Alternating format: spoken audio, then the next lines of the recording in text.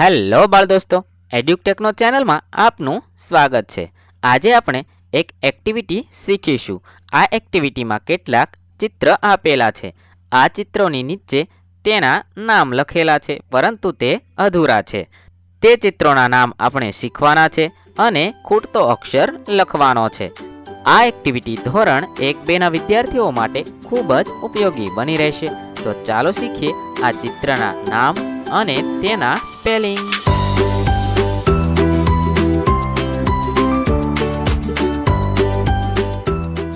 અહીં 3 ચિત્ર આપેલા છે. પ્રથમ ચિત્ર ઉંદરનું, બીજું સૂર્યનું અને ત્રીજું પોતું છે. તેને અંગ્રેજીમાં શું કહેવાય તે શીખીએ. ઉંદર એટલે કે રેટ કહેવાય, જેનો સ્પેલિંગ RAT થાય છે. અહીં R ખૂટે છે, તેથી ખાનામાં આપણે લખીશું RAT, રેટ એટલે ઉંદર. ત્યારબાદ સૂર્યનું ચિત્ર છે. ત્યાં સૂર્યને અંગ્રેજીમાં સન કહેવાય, તો અહીં આપણે ખાલી જગ્યામાં લખીશું SUN, સન એટલે સૂર્ય. પોતું એટલે કે સાફ કરવા માટેનું પોતું છે. ત્યારબાદ સફાઈ માટેનું પોતુંનું ચિત્ર આપેલું છે, જેને અંગ્રેજીમાં મોપ કહેવાય છે, તો અહીં આપણે લખીશું MOP, મોપ એટલે પોતું. ત્યારબાદ બીજા 3 ચિત્ર આપેલા છે. પહેલું ચિત્ર ભમરડાનું છે, જેને અંગ્રેજીમાં ટોપ કહેવાય, તેથી આપણે ખાલી જગ્યામાં લખીશું TOP, ટોપ એટલે ભમરડો. ત્યારબાદ જાળીનું ચિત્ર આપેલું છે, જેને અંગ્રેજીમાં નેટ કહેવાય છે, તેથી આપણે ખાલી જગ્યામાં લખીશું NET, નેટ એટલે જાળી. ત્યારબાદ ધોકો છે, જેને અંગ્રેજીમાં બેટ કહેવાય છે, તેથી આપણે ખાલી જગ્યામાં લખીશું BAT, બેટ એટલે ધોકો.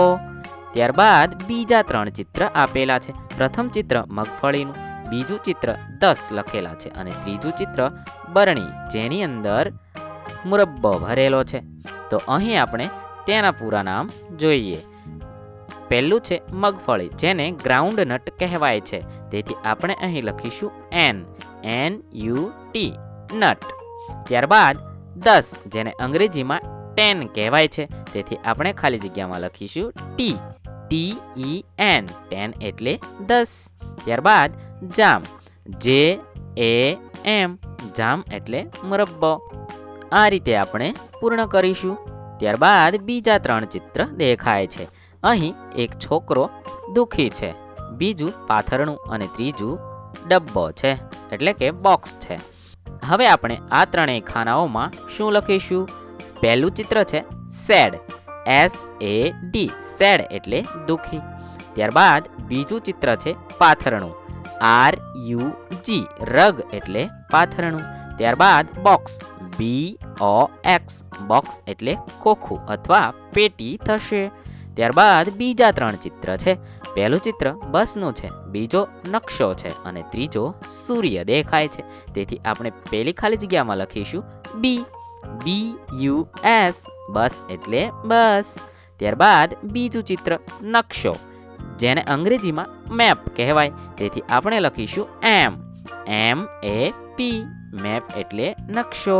ત્યારબાદ સૂર્ય એટલે કે સન થશે, તેથી આપણે ખાલી જગ્યામાં લખીશું SUN, સન એટલે સૂર્ય.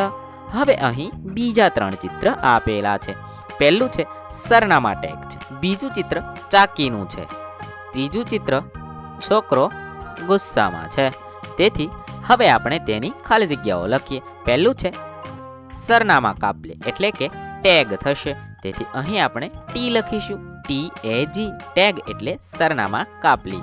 ત્યારબાદ બીજું છે ચાકી, જેને અંગ્રેજીમાં નટ કહેવાય, તેથી આપણે લખીશું NUT, નટ એટલે ચાકી. ત્યારબાદ બેડ, બેડ એટલે ખરાબ, BAD, બેડ એટલે ખરાબ. હવે અહીં બીજા 3 ચિત્ર આપેલા છે. પહેલું છે ઢાંકણું, બીજું છે જાળું એટલે કે કરોળિયાનું જાળું છે, ત્રીજું ચિત્ર કૂતરાનું છે, તો અહીં આપણે લખીશું લીડ, LID, લીડ એટલે ઢાંકણું. ત્યારબાદ બીજા ચિત્રમાં WEB, વેબ એટલે જાળું.